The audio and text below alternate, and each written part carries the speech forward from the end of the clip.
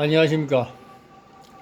이 시간에도 실제 사주 명절을 가지고 핵심적인 어떤 쟁점을 위주로 분석을 해보도록 하겠습니다. 명은 곤명입니다. 계사년 갑인월 이민일 경술시. 사주풀이의 핵심은 우선 그 팔자의 구조가 일간을 위주로 해서 풀어야 할 전격인지 아니면은 대세를 쫓아서 가야 할 종격인지 이것이 이제 구분이 우선시 돼야 됩니다. 그런 것이 되지 않은 상태에서 신살이나 어설픈 사주 구조론을 가지고 부분적인 구조를 가지고 사주를 푸는 것은 그것은 학문적 논리로도 맞지 않고 또 이연령 비연령식의 그런 어떤 그때 적용이 달라지는 그런 어떤 방법은 채택해서는 학문으로서의 가치는 전혀 없다 이렇게 보면 됩니다. 그래서 신강신약에 치우쳐서도 안 되지만은도 적어도 일간이 주체가 되려면은 그 건이 있어야 되고 덕령덕직이 된 상태가 돼야지만이 일간이 주인공이 되고, 그렇지 않을 시에는 여타 이유를 막론하고 종격에 해당한다. 대세, 이기격이든 삼기격이든 삼상격이든 단일 오행이든 어찌됐든 대세를 따라가는 것은 그것은 종상이고 외격이고, 일간이 오로지 주체성을 발휘할 때만이 정격의 명료로서 해석을 해야 되고 운도 거기에 걸맞게 적용해야 된다 이렇게 보면 됩니다. 지금 이 주인공도 이 임수일간인데 실질적인 건이 전혀 없습니다. 임비라는 게 지지에는 전혀 없죠. 겨우 천간에 있는 경금, 시간에 경금 하나가 있는데 그냥 문의상으로는 경금을 이용할 수 있겠구나 보이지만은, 특히 또 양간은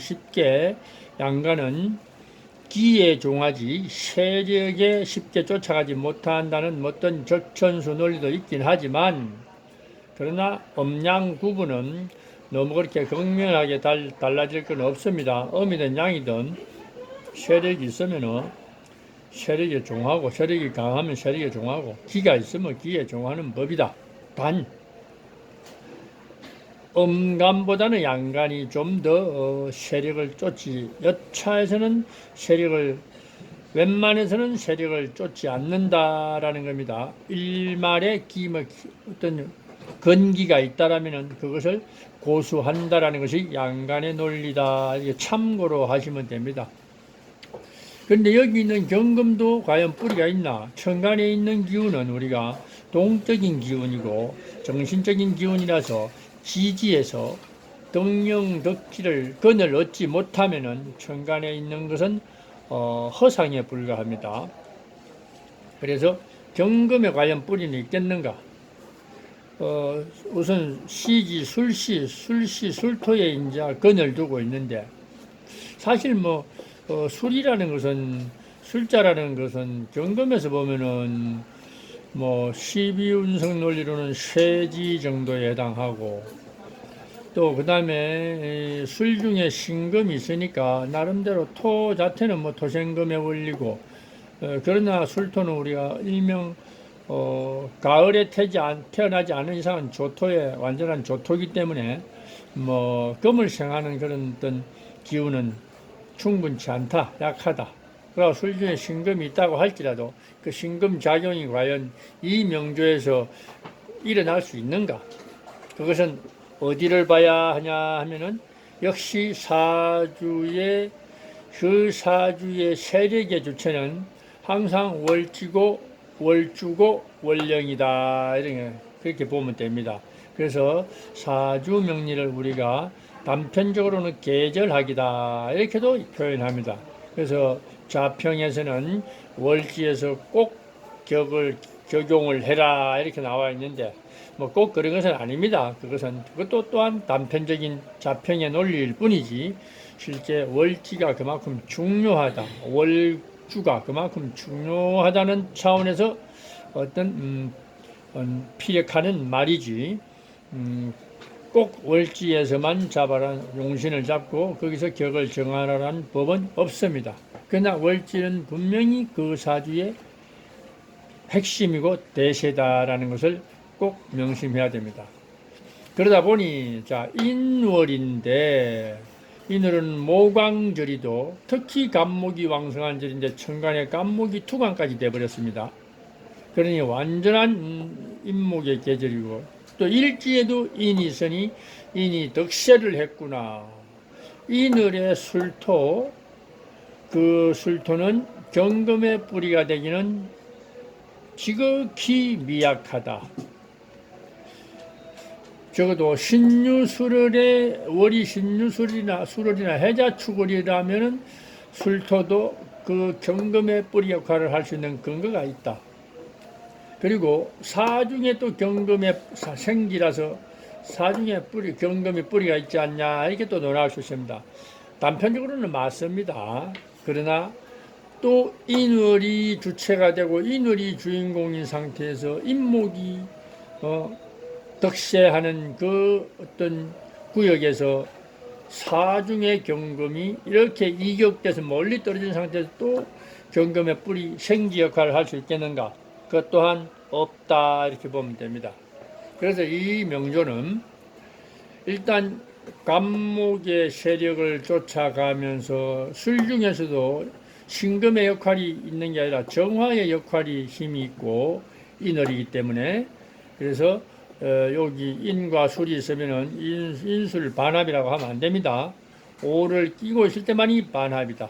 단 이런 상황에서 이런 환경에서는 술자도 오를 뭔가 불러오고 인도 오를 그리워하고 술도 오를 그리워하는 그런 삼합의 어떤 기조를 형성하고자 하는 그런 암시가 더 강하다 이렇게 보면 됩니다.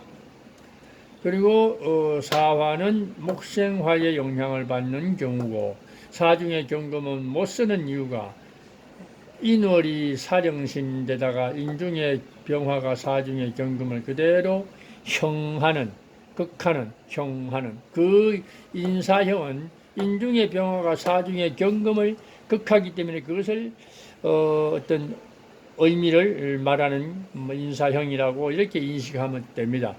그래서 복생화의 어떤 기상으로 이렇게 바뀌어 버립니다. 연간의 개수는 그 또한 허상이고 수생목은 가는 간길이 여기서 오히려 간목을 돕는 역할이나 할 수 있지 이 개수로서의 역할은 전혀 없다. 고로 해서 이 명조는 일간이 주체가 되지 못하고 정격이 되지 못하고 종격이 됐다. 목화 세력을 따라간다. 운에서 토가 와도 좋다. 토가 오면은 개수 임수를 완전히 없애버리 종이 되려면은 깨끗하게 이렇게 극해해 주는 것이 더 훨씬 더 깔끔하다 이렇게 보기 때문이다. 그리고 무토 같은 조토는 경금을 절대 토생금하지 않습니다. 그래서 경금 뿌리 없는 경금을 두려워할 이유도 없고 그러나 어찌됐든 좋은 종인데 가종이다 이런 잔재가 조금이라도 있기 때문에 가종이다. 가종도 역시 진종과 똑같은 의미로 운세를 적용한다 이렇게 보면 됩니다. 그래서 이 주인공이 곰령인데 일지 이 영사무호 기미대운에 수십억의 돈을 벌었던 사람인데 경신대운에 접어들면서 완전히 부도나고 망해버린 완전히 망해버린 그러한 케이스의 주인공입니다. 고로 해서 일말의 신약명으로서 임수가 주체가 되었다면 이 시기를 굉장히 기다릴 수 있는 운명이었지만 사주 구조상 인월에 간목이 투간되고 일지가 또 인목인 상태에서 목세가 완전히 어떤 대세를 이룬 상태에서 지지도 온통 술중의 정화, 사중의 병화, 임중의 병화, 임중의 병화까지 전부 다 목화의 목을 어떤 성장시키는 동력으로서의 역할을 쫓아간다. 그러면서 운에서 사오미운에 발복했던 주인공이다. 경신대운이면서 완전히 망해버린 그런 운명입니다.